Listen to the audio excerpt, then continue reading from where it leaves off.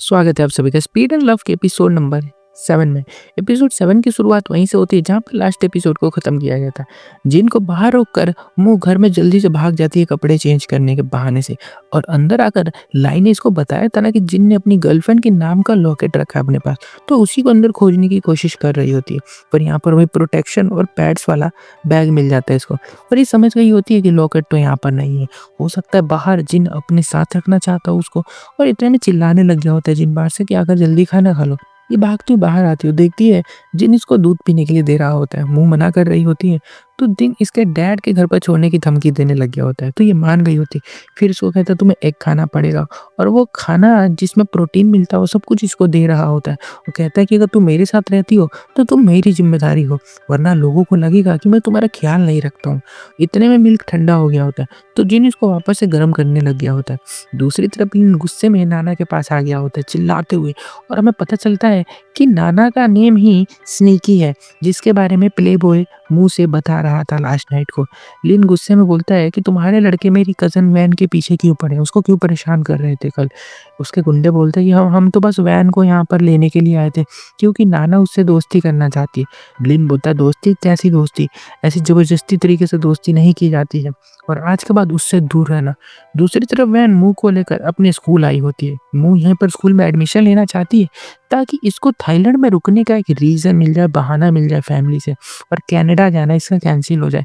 Country भी इसको काफ़ी पसंद आ गई होती है थाईलैंड, पर यहाँ पर लैंग्वेज बैरियर होता है। अब इसको चाइनीज़ आती है और यहाँ पर थाई लैंग्वेज बोली जाती है।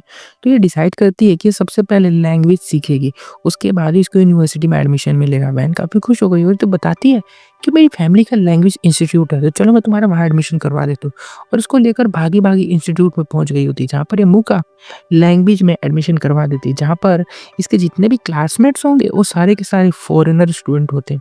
ये कंप्लीट कर लो फिर तुम्हें आराम से किसी भी यूनिवर्सिटी में एडमिशन मिल जाएगा, ये ऐसा कहती है। वैसे मैं बता दूँ कि वैन, जिन, इसकी फैमिली और ये वैन सभी से ना ऐसे चाइनीज़ में बात किया करती थी अभी तक। यहाँ जिन फिर उसी आदमी से मिलने आया था जिससे 1-2 एपिसोड पहले मिला था ये रात को, और ये आदमी इसको कार का इंतज़ाम करने को बोल रहा होता है, क्योंकि एक बहुत ही बड़ी रेस होने वाली है जिसके अंदर टॉप 3 में आना जिन के लिए काफ़ी ज़रूरी है, ताकि ये आगे की रेस में पार्टिसिपेट कर सके। वैन फिर अपनी कार से मुँह को घर लेकर आ गई होती है। गैरेज का गेट बंद होता है, मुँह का मुँह बन गया होता है, बोलती है कि ये लड़का मुझे यहाँ पर रखना ही नहीं चाहता है, मेरे डैड के घर पर छोड़ दो मुझे, मैं वहीं पर रह लूँगी। वैन बोलती है अरे तुम मेरे घर चलो ना, पर मुँह को अपनी मुँह और अपने डैड की सेकंड वाइफ को बताना है कि इसने कॉलेज में एडमिशन ले लिया, बात करनी है उनसे, इसलिए अपने घर जाने की जिद कर रही होती है। घर पे इसको छोड़ देती है वैन, तो देखती है कि घर का डोर ही बंद होता है, तो बाहर रोड पर घूमने लगी होती है। तभी एक नशेड़ी होमलेस से टकरा कर ये गिर जाती है, और ये कोई नहीं बल्कि इसके डैड होते हैं, जो कि शराब पी के कूड़े में पड़े होते हैं रोड पर। मुँह बोलती है इतनी क्यों पी रखी है आपने, चलो घर चलो, और ज़बरदस्ती उठाने की कोशिश कर रही होती है, लेकिन ये काफ़ी भारी होते हैं। डैड तो जहाँ इनको शराब मिल जाए वहीं पी के बेहोश हो जाते हैं। फिर इनकी सेकंड वाइफ को ये कॉल करती है, तो वो बाहर गई हुई है और कल ही वापस आ पाएगी, और की वहीं पर डोर के पास फ्लावर पॉट के नीचे रखी हुई है। मुँह बोलती है पर डैड रोड पर पड़े हुए हैं। मॉम के लिए सब तो नॉर्मल है क्योंकि सालों से ये चीज़ें देखती आ रही, तो बोलती है कि जहाँ पड़ा है उसको वहीं पर छोड़ो, तुम घर चली जाओ। मुँह घर से एक चादर और मॉस्किटो स्प्रे लेकर आती है, क्योंकि यहाँ बहुत सारे मच्छर भी होते हैं। तो डैड को चादर उड़ाकर मॉस्किटो स्प्रे मार रही होती है वहाँ पर, ताकि डैड साफ रहे। इतने में जीना आ गया होता है और बोलता है यहाँ पर तुम क्या कर रही हो, और ये डैड को क्या हो गया, छोड़ छोड़ रही हो तुम रोड पर उनको, गलत बात है। मुँह बोलती तो मैं कैसे उठाऊँ इनको, बताओ मुझे, मॉस्किटो भी बहुत होते हैं यहाँ पर। फिर दोनों उठाकर इनको घर पे लेकर आते हैं। मुँह पूछने लगे कि डैड ऐसा हमेशा करते हैं क्या, इनकी वाइफ कुछ कहती नहीं है इनको। वाइफ ने तो बहुत ट्राई किया था, बहुत ट्राई किया था शुरू में, लेकिन अल्कोहल छोड़ना बहुत ही हार्ड था डैड के लिए, और जब तक पीते हैं जब तक ये बेहोश होकर गिर नहीं जाते। मुँह जानना चाहती है कि ऐसा ये क्यों करते हैं। जिन बोलता है जब ये उठेंगे ना तो खुद पूछ लेना, और घर में लाइट भी नहीं होती, अंधेरा होता है, और टॉर्च पकड़ाते हुए दोनों के हाथ यानी कि फिंगर टच हो जाती है, और दोनों की बॉडी में कुछ कुछ होने लग गया होता है। दोनों के पसीने छूटने लग गए होते हैं, घबराहट होने लग गई होती है। फिर जिन लाइट फिक्स करता है और अब डैड को बोलता है कि जाकर नहा लो। डैड काफ़ी नशे में होते, बोल रहे होते हैं कि मेरे बच्चों तुम बहुत ज़्यादा अच्छे हो, मैं एक अच्छा पिता नहीं बन पाया, मुझे माफ़ कर देना, मैं तुम्हें खाना खिलाऊंगा, जाना मत, यहीं पे रहना तुम दोनों। पर ये इनको रूम में छोड़कर आ गया होता है। फिर जिन बाहर आकर बोलता है कि मैं 3 दिन के लिए यहाँ से बाहर जा रहा हूँ। मुँह बोलती है कि रात है मत जाओ, सेफ नहीं, कल चले जाना। जिन बोलता है कि तुम यहीं रहना आराम से, गैरेज में मत जाना, वहाँ पर तुम्हें कोई नहीं मिलने वाला है, और जाने लग जाता है। मुँह बोलती है रुको मुझे कुछ बताना है। जिन बोलता है जल्दी बताओ 5 मिनट है। वो इसको बताने लग जाती है कि मैं यहीं पर रहूँगी, स्टडी करूँगी। लैंग्वेज कोर्स में एडमिशन भी करवा लिया है मैंने। जिन बोलता है कि पागल हो गई हो क्या? यहाँ पर गंदगी में क्यों रहोगी तुम? कनाडा चली जाओ, वहाँ पर एक अच्छी लाइफ़, बेटर लाइफ़ जी सकती हो। पर वो का कहना है कि मैं यहीं पर रहूँगी और ये जगह इसको और ये लाइफ़ बहुत अच्छी लगने लग गई होती है। और जिन इसको थोड़े पैसे देकर यहाँ से जाने लग गया और कहता है कि खाना खा लेना, डैड से बनवा लेना। मुँह नहीं चाहती कि ये जाए, पर जिन इसको प्यार से टच करके बोलता है कि मैं जल्दी वापस आ जाऊँगा। यहाँ पर मैं बता दूँ कि जो मुँह का कैरेक्टर है ये काफ़ी छोटी लड़की है, अभी इसको खाना-वाना बनाना भी नहीं आता है। ठीक है, तुम जितना छोटा इसको इमेजिन कर सकते हो बच्चा उतना कर सकते हो। और यहाँ से ये चला गया होता है। मुँह पैसे उठा के बोलती है मैं इसका क्या करूँगी? मुझे जो चाहिए वो तो ये मुझे देता नहीं है। और बालकनी में जाकर इसको देख रही होती है। जिन भी देखता है और फिर चला गया होता है।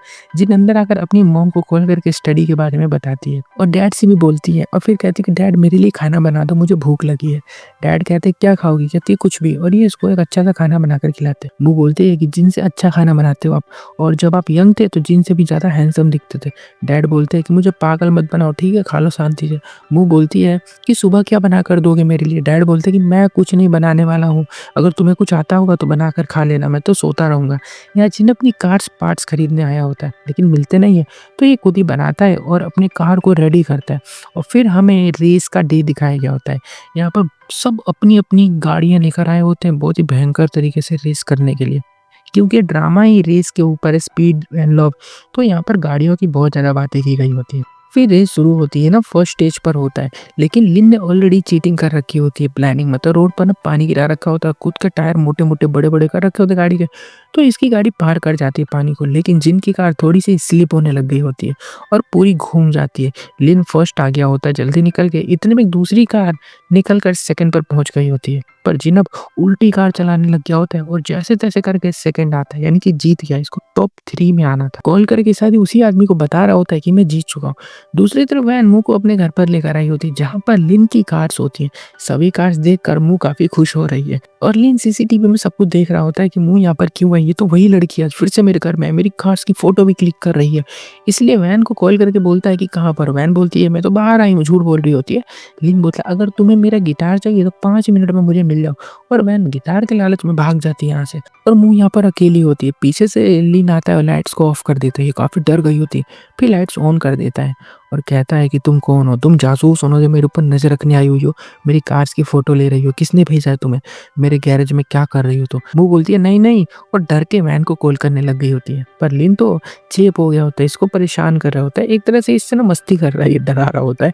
फिर बोलता है कि चलो, चलो घर छोड़ दूँगा तुम्हें, आ जाओ। ये ब्लू वाली कार में चलोगी? और मुँह मान गई होती है। पूरे रास्ते लिन इसको कार्स की नॉलेज देता रहता है और मुँह इसको उस तरह से देख रही होती है जैसे ये जिन को देखती है। लिन पूछता है कि तुम मुझे ऐसे क्यों देख रही हो? मुँह बताती है क्योंकि मैं किसी को पसंद करती हूँ जिसको तुम्हारी तरह कार्स में इंटरेस्ट है। लिन बोला अच्छा तो अपना एड्रेस बता दो। वो बोलती है मैं नहीं बताऊंगी। खैर इसके बाद जैसे तैसे करके इसको ये डैड के घर पर लेकर आ गया था। वो गुस्से में कार से उतर कर डोर को तेजी से बंद करती। लिन बोलता है तुम्हारी हिम्मत कैसे मेरी कार से बदतमीजी करने की? वो बोलती है अगर तुम यहाँ से नहीं भागे तो मैं तुम्हारी कार तोड़ दूंगी। लिन हंसने लग गया होता है। मोम अंदर से सब कुछ देख रही होती है क्या ड्रामा चल रहा है। लिन बोलता है कि तुम इस रेस्टोरेंट में रहती हो क्या? यहाँ पर तो काफी अच्छे नूडल्स मिलते हैं। वो बोलते कि नहीं, ये बस डम्पलिंग्स बेचते हैं और वो भी एक्स्ट्रा नमक के साथ, खाओगे क्या? और यहाँ से चली जाती है। और लिन स्माइल करके इसको देख रहा होता है, मानो मुँह की क्यूटनेस ने इसका दिल जीत लिया होता है। लेकिन मोम तो अंदर जाके जिन को कॉल कर देती है कि तुम्हारी बहन को आज एक लड़का छोड़ने आया था, अभी कार में, शायद वो उसका बॉयफ्रेंड होगा पक्का। जिन हैरान होता है, नहीं, ऐसा नहीं हो सकता। पर मोम का कहना है कि उसको समझाओ, उसके साथ कुछ गलत हो सकता है, उसकी उम्र अभी काफ़ी कम है और अगर उसके साथ कुछ गलत हुआ तो हमारी गलती मानी जाए क्योंकि अभी वो हमारी ज़िम्मेदारी है, हमारे घर पर रहती है। उसे समझाओ स्पोर्ट्स कार में नहीं है यहाँ पर वो, प्यार से बोलना, बहन है तुम्हारी, समझ जाएगी। अगले सीन में जिन मुँह को मिलने बुलाता है और एक पार्क में लेकर गया होता है रात को, जहाँ पर कपल्स आकर किस-विस करते हैं, उस तरह का पार्क होता है जहाँ रोमांटिक टाइम स्पेंड करने आते हैं कपल्स। तो मुँह शर्मा रही होती है, बोलती है कि तुम तो काफ़ी कंफर्टेबल हो यहाँ पर, तुम भी यहाँ पर किसी लड़की को लेकर आते थे क्या? जिन बोलता है बकवास बंद करो अपनी, और टपली मारता है इसको। फिर बोलता है कि तुम्हारा फ्यूचर हस्बैंड कैसा चाहिए तुम्हें? वो बोलती है ये तो मैंने सोचा ही नहीं। क्यों? जिन बताने लग गया कि स्कूल डेज में एक लड़का था जो एक लड़की के पीछे पड़ा हुआ था। फिर वो लड़की मान गई और दोनों डेट करने लग गए थे। रोज लड़का गिफ्ट देता था, उसको प्यार से रखता था, लेकिन लड़की के साथ जब भी वो प्राइवेट टाइम बिताता था, उसके साथ जो वो करता था, वो सारी चीज़ें आकर पूरी क्लास को बताता था। और ये बात काफ़ी गलत है वैसे देखी जाए तो। खैर बहुत ही गंदी चीज़ होती है ये। फिर लड़की का पढ़ाई से मन हटने लग गया, वो घर में पकड़ी गई, उसकी फैमिली स्कूल आ गई, कितना ड्रामा हुआ और लड़के ने उससे पीछा छुड़ाने के लिए ब्रेकअप कर लिया था और लड़की ने मरने की भी कोशिश की। अब बताओ, तुम्हें इस कहानी से क्या सीखने को मिलता है? वो बोलती है कि मरने की कोशिश करना गलत होता है।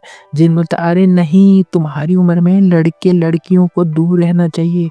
देखो बेसिकली समझा रहा होता है कि जो सुंदर टीनेजर लड़कियाँ होती हैं ना, वो एक ट्रॉफी की तरह होती हैं, जिसको हर एक लड़का अचीव करना चाहता है, पाना चाहता है, सजा कर रखना चाहता है, अपना बनाना चाहता है, दिखावा करना चाहता है ना?